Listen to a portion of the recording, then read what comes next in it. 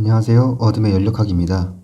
이번 강의는 지난번 강의에서 설명했던 에너지 지배 방정식을 이용하여 실제로 문제를 어떻게 푸는지 알려드리고자 합니다. 먼저 닫힌계에 대해서 설명을 드릴 거고요. 완전히 기초적인 예제를 통해서 이해하는 데 도움을 드리고자 합니다. 그럼 강의 시작하겠습니다. 에너지 지배 방정식을 다시 요약하자면 처음 에너지에 들어온 에너지를 더하고 나간 에너지를 빼면 나중 에너지가 된다는 것이었습니다. 여기서 들어온 에너지 같은 경우는 열에 의해서 들어오거나 일에 의해서 들어오거나 질량에 의해서 들어올 수가 있고, 나간 에너지도 마찬가지로 열에 의해 나가거나 일에 의해 나가거나 질량에 의해 나갈 수가 있습니다. 그런데 닫힌 계 같은 경우는 질량에 출입이 없기 때문에 질량에 의해 들어오고 나가는 에너지는 없는 것이죠. 자, 이제 1번 문제를 보면 밀폐된 실린더에 있는 기체가 10kJ의 내부 에너지를 가지고 있었다. 외부로부터 열이 30kJ 들어오고 기체가 20kJ의 일을 받았다면 나중 내부 에너지는 무엇이 되겠는가? 라는 질문입니다. 이때는 이 에너지 지배 방정식을 그대로 활용을 하면 되겠는데요. 먼저 처음 에너지가 10kJ이었고 들어온 열이 30kJ, 들어온 일이 20kJ이죠.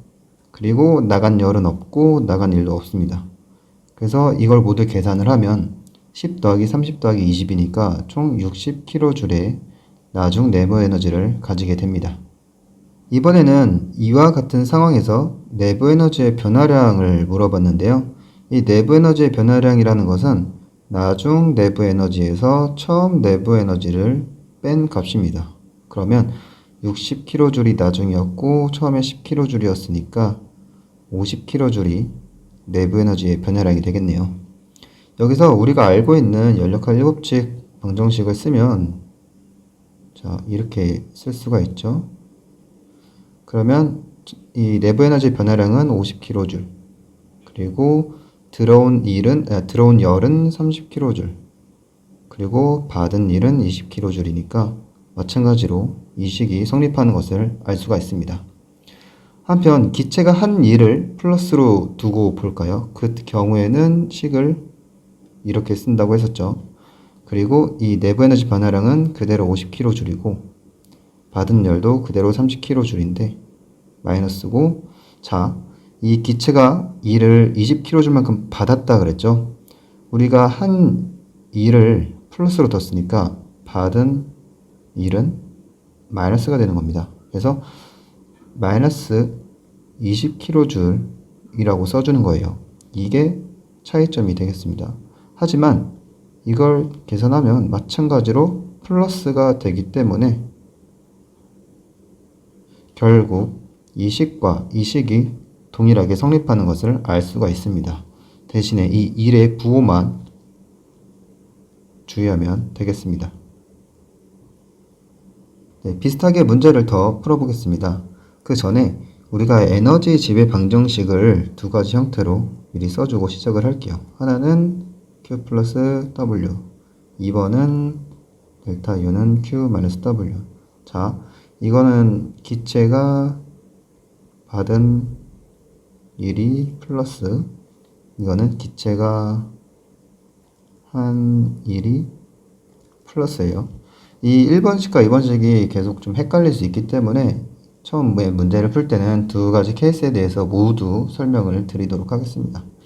자, 3번 문제. 내부 에너지 변화량이 20kJ이고 기체가 60kJ만큼 일을 했다면 열의 출입량을 물어보는 문제입니다. 자, 1번식으로 풀게요. 그 경우는 델타 U는 Q 플러스 W고 20kJ은 Q는 모르니까 그대로 두고 플러스로 두고, 기체가 한 일이죠. 그 경우에는 마이너스 60kJ이 되겠습니다. 그러면 20kJ은 Q 마이너스 60kJ이니까 Q는 80kJ이 되겠네요. 자, 2번 식으로 풀어볼게요. 델타 U는 Q 마이너스 W. 이 경우에 내부 에너지 변화량은 그대로 20kJ, 그리고 열은 모르니까 Q 마이너스 기본으로 붙여주고, 자, 이번엔 기체 60만큼 일을 했다고 했으니까 그대로 플러스로 써줄 수가 있겠네요.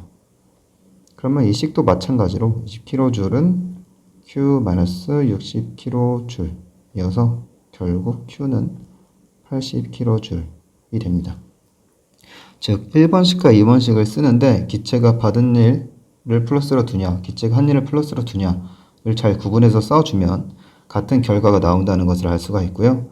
공통적으로 이거의 물리적인 의미를 설명을 드리자면 기체가 열을 80만큼 받아가지고 그 중에 20만큼은 자기가 저장을 한 거예요. 내부 에너지라는 형태로 저장을 한 거고 60은 일을 한 겁니다. 밖으로 일을 해준 거예요. 그렇게 이해하시면 되겠습니다.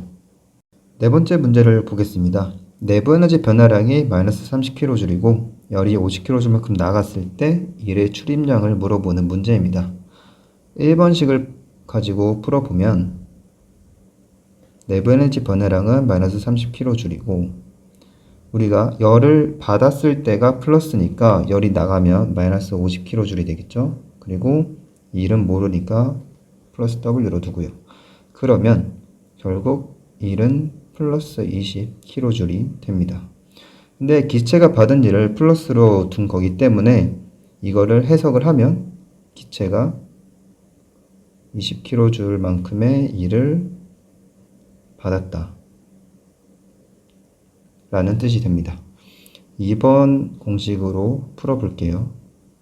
그러면 마이너스 30kJ은 마찬가지로 마이너스 50kJ 마이너스 W가 되죠.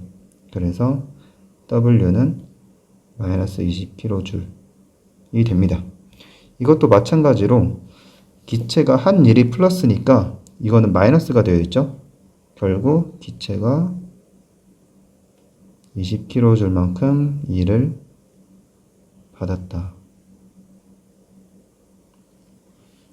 보면은 이 절대값은 같은데 부호가 다르잖아요. 그러니까 기체가 한 일을 플러스로 두냐, 기체가 받은 일을 플러스로 두냐에 따라서 일의 방향이 바뀐다라고 생각하시면 되겠습니다. 그래서 이 경우는 마이너스가 붙어서 이렇게 계산이 된 거예요. 그래서 이 식과 이 식을 쓰고 난 다음에는 일의 부호를 어떻게 결정해줬는지 같이 쓰는 게 중요하고 이런 식으로 풀어서 표현을 하면 더 정확하게 풀이가 전달이 되겠죠.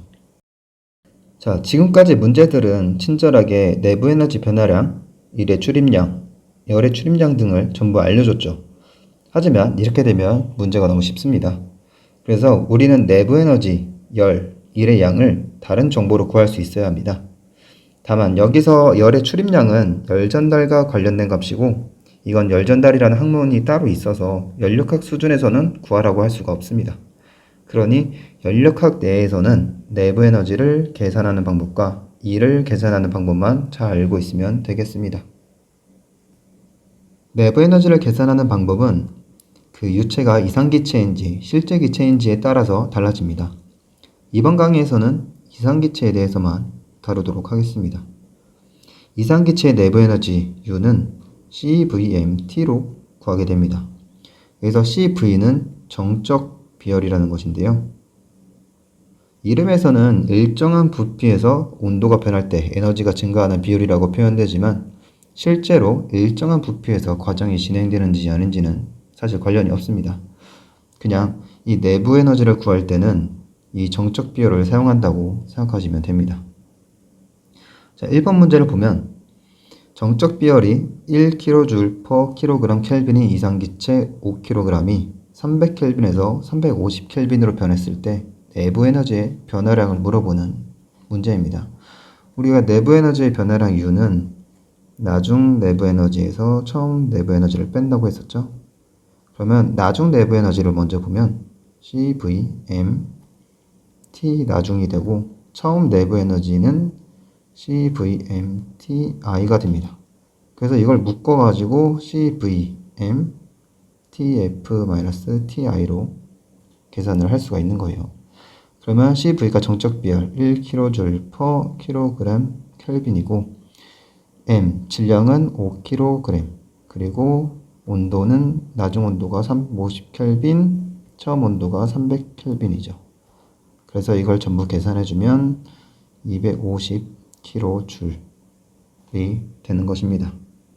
이번 문제도 비슷하게 식을 사용을 하면 되겠습니다. 자, 정적 비열이 2kJ/kg 켈빈의 이상기체 2kg이 처음 온도가 200켈빈이었고 내부 에너지의 변화량이 마이너스 40kJ이면 나중 온도는 무엇일까? 자, 델타 U는 CVM TF-TI라고 했었죠? 그러면 이거를 이제 나중 온도를 구해야 되니까 나중 온도에 대해서 식을 한번 바꿔봅시다. 그러면 TF는 CVM 델타 U 플러스 TI가 되겠네요. 그래서 마이너스 40kJ 2kJ/kg 켈빈 2kg 플러스 200켈빈. 그러면 마이너스 10켈빈 플러스 200켈빈이 되어서 190켈빈이 됩니다. 별로 어렵지 않죠? 자, 정리하면 이상기체의 내부 에너지 U는 정적 비열과 질량과 온도로 구하게 됩니다. 그래서 이 중에 3개의 정보를 알려주면 나머지 1개의 값을 계산할 수가 있는 거예요. 보통은 이제 온도 변화까지만 주고 그랬을 때 내부 에너지가 어떻게 되느냐를 구하라는 문제가 많이 나오게 되죠. 다음은 일의 출입량을 계산하는 방법입니다. 기체가 받은 일을 플러스로 둘 것인지 기체가 한 일을 플러스로 둘 것인지에 따라서 일을 구하는 식이 달라져야 한다고 지난번 4강에서 얘기를 했었습니다. 기체가 받은 일이 플러스일 경우 1번 공식이라고 쓸게요. 그때는 마이너스 PdV라고 계산을 해야 하고 기체가 한 일이 플러스일 경우에는 2번식 PdV라고 계산을 합니다. 자, 이제 1번 문제를 보면 압력이 10kPa로 일정하고 부피가 1세제곱미터에서 4세제곱미터로 변했을 때 일의 출입량을 구하는 문제입니다. 이 문제에서 2가지 정보가 있는데요. 하나는 압력이 일정하다. 다른 하나는 부피가 증가했다. 이 부피 변화를 미리 파악하는 게 좋은 것이 뭐냐면 자, 1세제곱미터에서 4세제곱미터로 변했다는 것은 이 기체가 외부를 밀어냈다는 뜻이죠. 즉, 기체가 일을 했다라는 뜻입니다. 그러니까 정확히 얼마나 일을 했는지 모르겠지만 어쨌든 부피가 증가했으니까 기체가 일을 해줬구나 라고 미리 짐작을 할 수가 있는 것입니다. 이 상태에서 1번식으로 먼저 풀어보면 자, 압력이 일정하다고 했으니까 적분기호 밖으로 나갈 수가 있죠. 그래서 P, dV가 되고 이 경우 P, V, 나중 V, 처음이 됩니다. 그러면 마이너스 10kPa 곱하기 4세제곱미터 마이너스 1세제곱미터니까 마이너스 30kJ이 되죠. 보면은 기체가 일을 했다고 우리가 알 수가 있었고 근데 이 경우 1번 공식 같은 경우는 기체가 받은 일이 플러스였죠. 근데 실질적으로 마이너스가 됐으니까 기체가 받은 일이 플러스인데 마이너스로 나온 걸 보니 기체가 일을 했구나.